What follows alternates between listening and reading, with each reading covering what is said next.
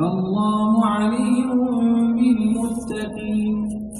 إنما يستأذنك الذين لا يؤمنون بالله واليوم الآخر وارتابت قلوبهم فهم في ريبهم يترددون.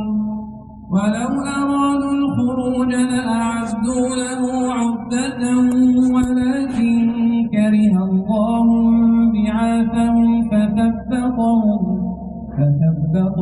وقيل اقعدوا مع القاعدين.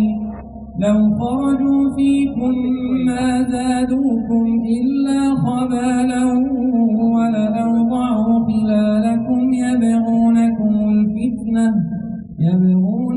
الفتنة وفيكم سماعون لهم والله عليم بالظالمين.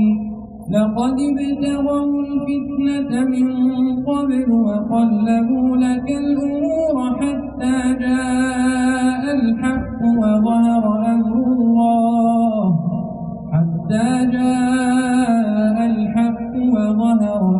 الله وهم كافرون.